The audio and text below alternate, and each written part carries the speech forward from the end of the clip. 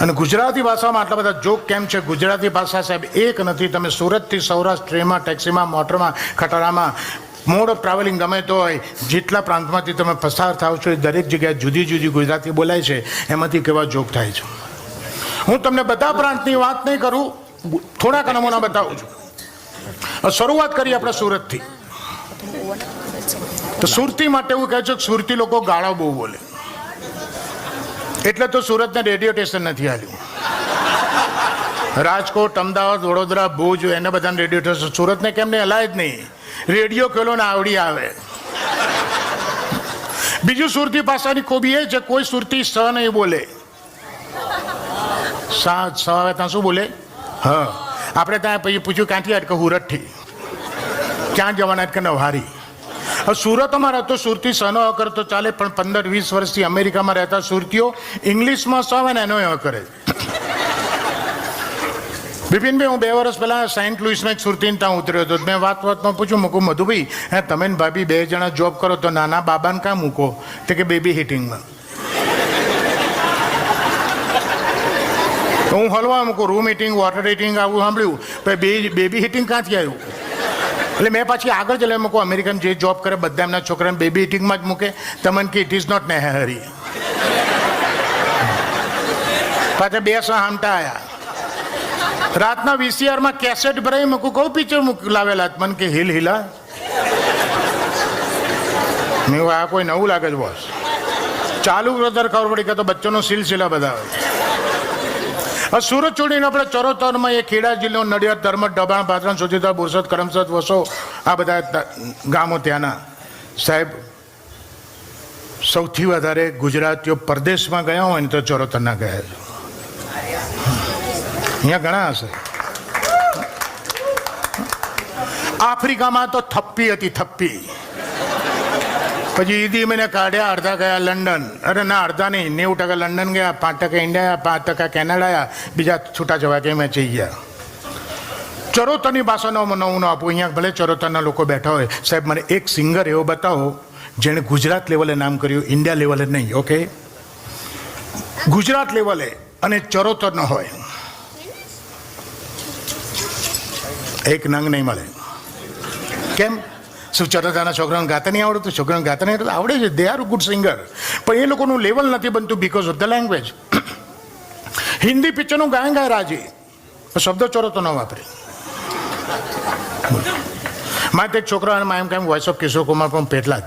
હું તું બોલે એટલે માન લેવાનું. તું મને એકાદ લીધી સંભળાય, મને સારું લાગશે તો અમદાવાદ બોલાવીશ. હવે એના દુશ્મન પિક્ચરની કવાલી ગાઈ. જો શબ્દો કયા વાપરા. वादा तेरा वादा, वादा तेरा वादा, दामन में तेरे फूल है कम और कोटा है जियादा. दामन कोटा, જો તો લેમડો પેપડો ઓવર. ને એવું નથી છોકરો જેવું ગાય. 2 જણા છોકરો છોકરી 2 ડ્યુએટ ગાતો તો 2 એવું ગાય. છોકરો કે આંખો આંખો મેં બાત હોને દો, છોકરી કે મુझको अपनी बाहों में सोने.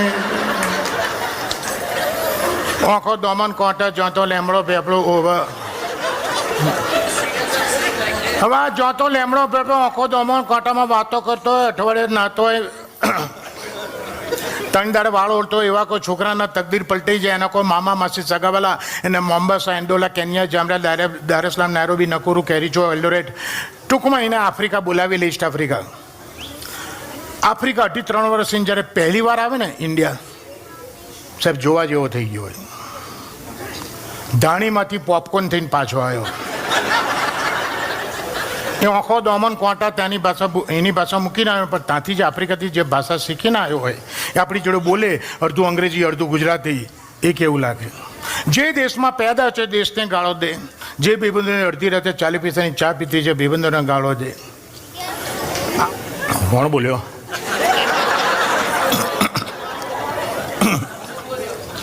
હવે આવો એક આફ્રિકાથી રાજ આવેલો, મારો જૂનો ફ્રેન્ડ.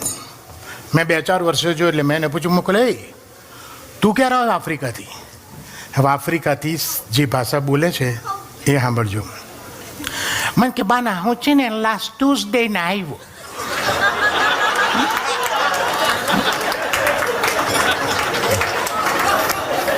આપણે કે ફાઇન ચલો લાસ્ટ ક્રુઝના આવ્યો વેરી ગુડ આફ્ટર વોલોઈંગ ટુ કેમ હિયર હવે પ્રોગ્રામ શું છે કેટલું રોકાવાનો છું એકચ્યુઅલી નો વોટ હેપન બાના I was supposed for 3 months મેં છે ને દિન પહેલાં અહીંયા પ્લાન કર્યો તો 2-3 મહિના રોકાવાના ઓકે પણ I am going back within a week or 2 આપણે કે કેમ આટલા બધા પૈસા કચીને આવ્યો ને અઠવાડિયામાં 10 દાડે ક્યાં જોતો રહીશ બાના એ ગમી બહુ પડે છે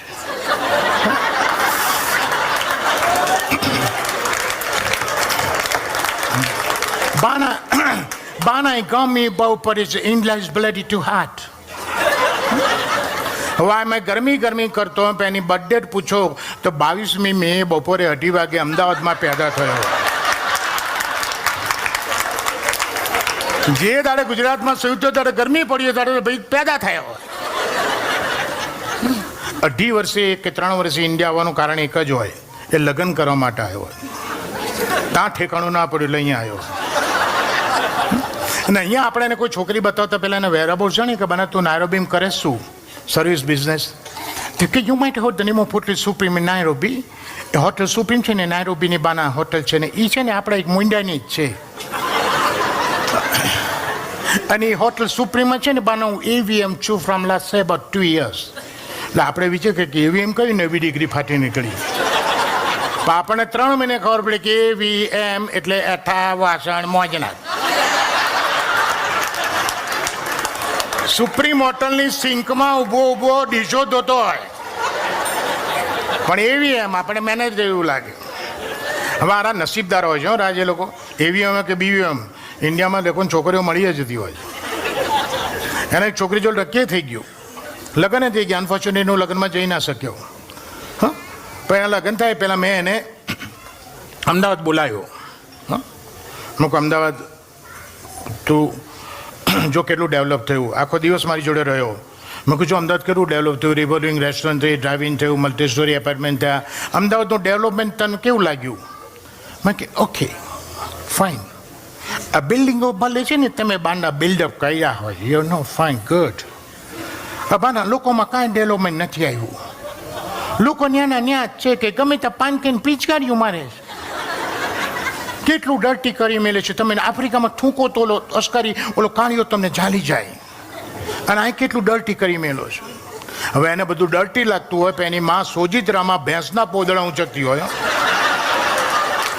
એનો બાપ ફાળિયું બાંધીને ટ્રેક્ટર ચલાવતો ખેતરમાં આના ડર્ટીને સ્પેલ લાગે હવે આ મને છોકરી મળી ગઈ લગ્ન થઈ ગયા લગ્નમાં આપણે હું જઈ ના શક્યો એ જ્યારે પાછો જતો તો તારે એરપોર્ટ ઉપર એને મળવા ગયો જે બાને એની વાઈફને મળી લઈએ તેની વાઈફની મને ઓળખાણ કરે મને કે દિંક હા બાના મીટ માય ઓન વાઈફ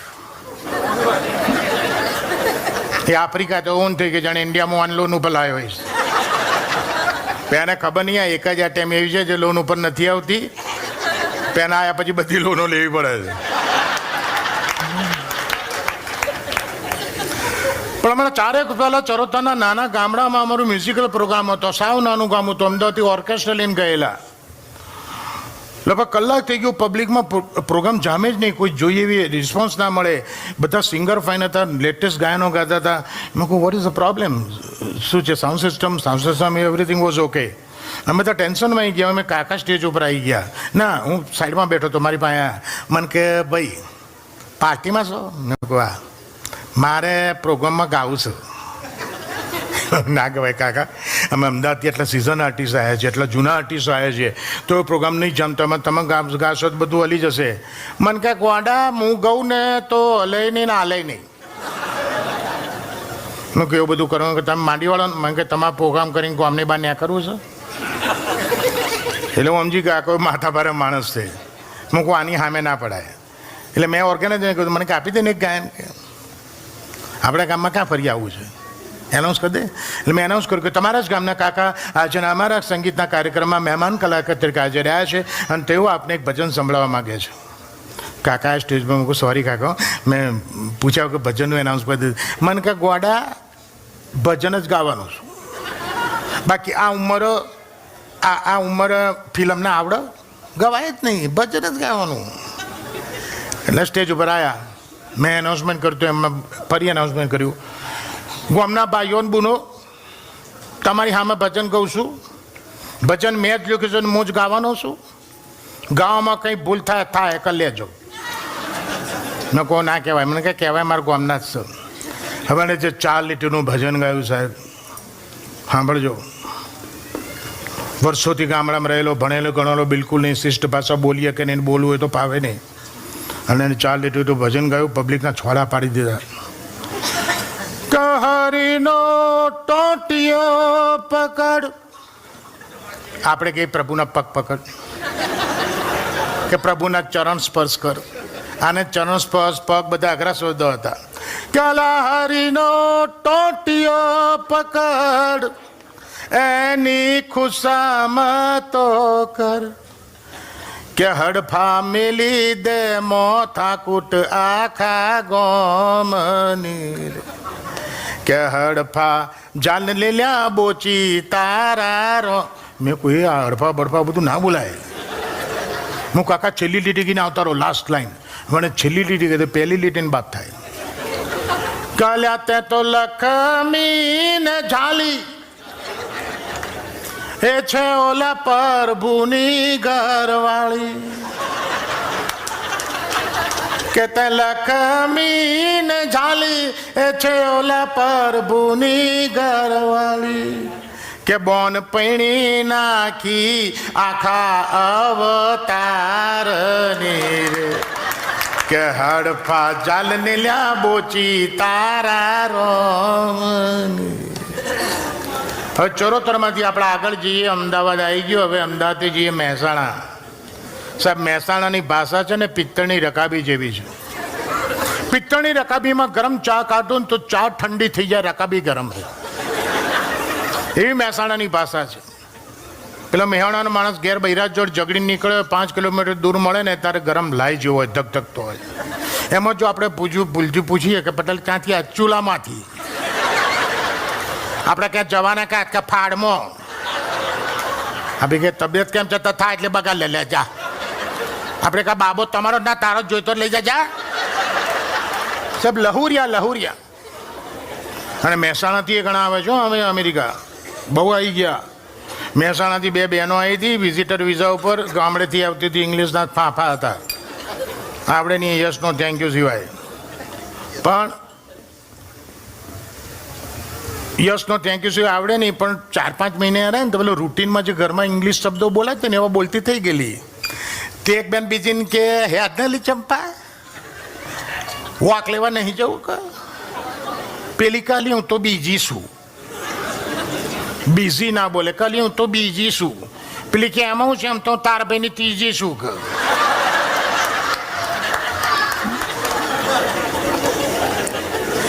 હમણાં એક માજી ઇમિગ્રેશનમાં અહીંયા આવતા હતા ગામડેથી, લાઈફમાં પહેલી વાર. તો બધી બેનપણી પર કીધું હા બર્યું ગંગાબા અમેરિકા જાય છે, લાવો જઈને જય સ્વામિનારાયણ કહી આવીએ, બર્યું પાછા આવે ના આવે. અને આવે તારે આપણે જીવતો હોઈએ ના હોઈએ, લાવો તારે બર્યું મળી આવીએ. 8-10 બૈરાઓ મળવા આવ્યા ડોશીમાં પાસે કે ગંગાબા જય સ્વામિનારાયણ, છોકરાને વહુને બધાને જય સ્વામિનારાયણ કહેજો, અમેરિકા જાવશો તબિયત ધ્યાન રાખજો. અમે બુન ગયા નહીં પણ બધા અમેરિકાથી આવો ને તો વાતો કરો. બર્યું બહુ ઠંડી પડે ત્યાં, અને તમને જ પાછો બર્યું શરદીનો કોઠો છે, બધું લઈને જજો દવા બવા. ડોશીમાં છેલ્લી ઘડી પેલી વિક્સની ડબ્બી યાદ આવી, પતરાની ડબ્બી આવે છે ને ચપ્પટ ગોળ કોઈન જેવી, એ લઈને બ્લાઉઝમાં ભરાઈ દીધી. એર ઇન્ડિયામાં ચડી ગયા. ન્યુયોર્ક ન્યૂ જર્સી ઉતરા, કસ્ટમ ઇમિગ્રેશન પતી ગયું. પછી ડોમેસ્ટિક એરપોર્ટ ઉપર જવું પડ્યું કારણ કે ક્લિવલેન્ડ જવાનું હતું. એ ડોમેસ્ટિક એરપોર્ટ ઉપર નીકળ્યા પેલા સિક્યોરિટી પેનલમાંથી ને પતરાની ડબ્બી ભરાયેલી, તરત અવાજ આવ્યો ટ. સિક્યોરિટીવાળા ડોસીને એક બાજુની બાજુ કે વોટ ઇઝ ધેટ? માજી ગામડાની ભાષામાં બોલ્યા બોમ્બ.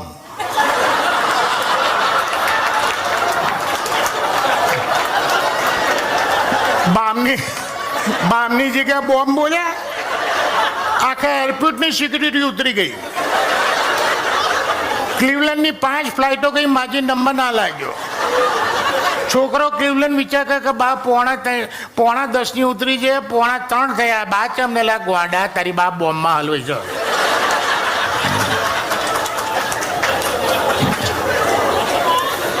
હમણાં હું મહેસાણા એક લગ્નમાં ગયેલો. વરરાજાના ખાસ ભાઈબંધોમાં મારો નંબર હતો, એટલે વરરાજાના એના ભાઈબંધોને 40 જણને બુફે, બીજા બધા માટે બુફે હતું, અમારે 40 જણ માટે ટેબલ ખુરશીનો સેટઅપ હતો. તમારો છે નહીં એવો, પણ તમે બે બાજુ છે, અમારી એક જ બાજુ હતા. અને આવી ડીશ નહોતી, આવડી મોટી સ્ટીલની થાળી હતી. મારી બાજુમાં જ મહેસાણાનો ભાઈબંધ બેઠેલો. રસોડામાંથી ગરમા ગરમ બટાકા વડા આવ્યા. જેવું મારા મહેસાણાવાળાના ભાઈબંધની થાળીમાં બટાકોડો એવું જ લઈને એને બાઇક લીધી. પહેલું જ બચકું ભર્યું, બટાકોડું એટલું તીખું ને ગરમ, હારો ચોંટી ગયો, આંખમાં પાણી નીકળી ગયા. હું કહું શું થયું, શું થયું તને? મારા ફાધર બહુ યાદ આવે. કેમ? મારા ફાધરને બટાકાવાળા હારા બહુ ભાવ. તો મને તો ભાઈ સ્વજનને વાલી આઈટમ આપણી થાળીમાં આવે તો આપણને એવું થાય કે મેં બટાકોડું લઈને મારા મોઢા મૂક્યું અને મેં પહેલી બાઈટ લીધી, મારી આંખમાં પાણી નીકળી ગયા. પેલો કે તમને શું થયું? મૂકો મને તાર ફાધર યાદ આવે. મને કે તમે જ મારા ફાધરને જોયા ને, તને ચોથી મારા ફાધર યાદ આવે? મૂકું તારા ફાધર સારા માણસ હતા, એ મરી ગયા, તારા જેવા જુઠ્ઠા બોલાવી મૂકી ગયા. આ બટાકોડું આટલું બધું તીખું ગરમ છે, તાર સીધી રીતે નહીં કહેવાતું? હારા 40 જણમાં તું રહ્યો ને મને રોવડાયો. આ મહેસાણા હજી ઇન્ડિયાની, હજી ગુજરાતની એક ભાષા ભાઈ કહી રહી છે, સૌરાષ્ટ્રની ભાષા. મીઠામાં મીઠી ભાષા કોઈ હોય ને ગુજરાતીની ભાષામાં તો સૌરાષ્ટ્રની ભાષા છે. થેન્ક યુ સાહેબ. સૌરાષ્ટ્રની ભાષા એટલી બેટી મીઠી છે કે 15 દી તમે કોઈના ઘરે રહો ને તો વગર ખાંડે ડાયાબિટીસ લઈને આવો. અને આજની તારીખમાં સૌરાષ્ટ્રમાં આ મીઠી ભાષા છે, પણ ક્યાં છે? જે ગામમાં સંસ્કાર છે, એજ્યુકેશન છે, ત્યાં છે. બાકી જાહેર જગ્યાઓમાં તમને એવી ભાષા મળવા મળે કે તમે બીજી બસમાં પાછા હો. હું અમદાવાદથી ભાવનગર બસમાં જતો હતો, એકલો જ જતો, મારી વાઈફ નહોતા આવ્યા. બસમાં બેઠો ને 15-20 મિનિટ થઈ તો મારી સામેની સીટ ઉપર એક બેન મારી સામું જોઈને હસે. એટલે હું થોડો ફોર્મમાં આવી ગયો. એટલે મેં ખિસ્સામાંથી કાંસકો કાઢીને વાળો લેવા માંડ્યો. મેં કહું લાવો થોડો સેટ થયું. તો કંડક્ટર જોઈ ગયો. કંડક્ટર મને કે ભાઈ આ શું કરો? મેં કહું પેલા બેન મને સ્માઇલ આપે છે ને તો હું સેટ થઉં છું. મને કે સેટ થવાનું માંડી વળો, એ ગાંડી છે ગાંડી. એ બાવળાથી બેસે ને બગોદરા ઉતરી જાય. શરૂમાં મને ખબર નહોતી તે મેં તમારી જેમ 3 દી વાળ ઓળે લાગે. તમે ખોટી મહેનત કરો મા બાપલા. વારું હવે અમદાવાદથી ભાવનગર છે ને તો રસ્તામાં બગોદરા કરીને ગામ આવે. આ બગોદરા હાઈવે ઉપર એટલી બધી હોટલ થઈ ગઈ છે કે મોટા કે બધા ચા પાણી નાસ્તો કરવા માટે ત્યાં ઊભા રહે. તો હું જે લક્ઝરીમાં હતો, અમારી લક્ઝરી ઊભી રહી, અને પેલા કંડક્ટર ડ્રાઈવર હોય ને ક્લીનર હોય, કંડક્ટર ના હોય, અને ડ્રાઈવર ઓર્ડર આલ્યો, ત્યાં 20 મિનિટ ઉભે રહો ને ભાઈ, હા જણા ચા પાણી કર્યો પછી ડાયરેક્ટ ભાવનગર, પછી રસ્તામાં કાંઈ નહીં મળે ભાઈ. હાલો બધા લક્ઝરીમાંથી ઉતરે, હું ઉતર્યો. રેસ્ટોરન્ટનો સેટઅપ જોયો, 4 ટેબલ આ બાજુ, 4 ટેબલ આ બાજુ, વચ્ચે મેનેજરનું કાઉન્ટર, આ બાજુથી એન્ટ્રી. હવે 8 ટેબલ કઈ રેસ્ટોરન્ટમાં હોય કોઈ નવીનતા નથી. નવીનતા હવે પાસે જઈને જોઈ. ટેબલ 4x2 મોટા ટેબલ ઉપર 4x2 હિરોઈનના બ્લોબ્સ લગાડેલા, મોટા મોટા ફોટા હિરોઈનના. મેં કહું આ ગાંડીનો જ છે ને, આવા ફાઇન ફોટા સામેની વોલ ઉપર મૂક્યા તો કેટલી વોલ કવર થાય. અને ત્યાં મૂકવા છે ક્યાંય ચોંટાડ્યા. એટલે મેં જઈને મેનેજરને પૂછ્યું, મૂકું ભાઈ આટલા સરસ ફોટા તમે અહીંયા, એ ભાઈ ગરાગને મામા તું ન ખાવ, એક બાજુ રહ્યો, હાલો કૂપન લીધી. મેં કહું એક બાજુ રહ્યો. હું એક બાજુ ઉભો રહ્યો, પણ પછી મહેતાજી વેટરને ઓર્ડર હાલતો હતો ને એ મેં સાંભળ્યા. તારે ખબર પડી કારણે હિરોઈનના ફોટા કેમ ચોંટાડ્યા છે. એટલે વેટરને કહે જયા પ્રધાને જલેબી હાલો,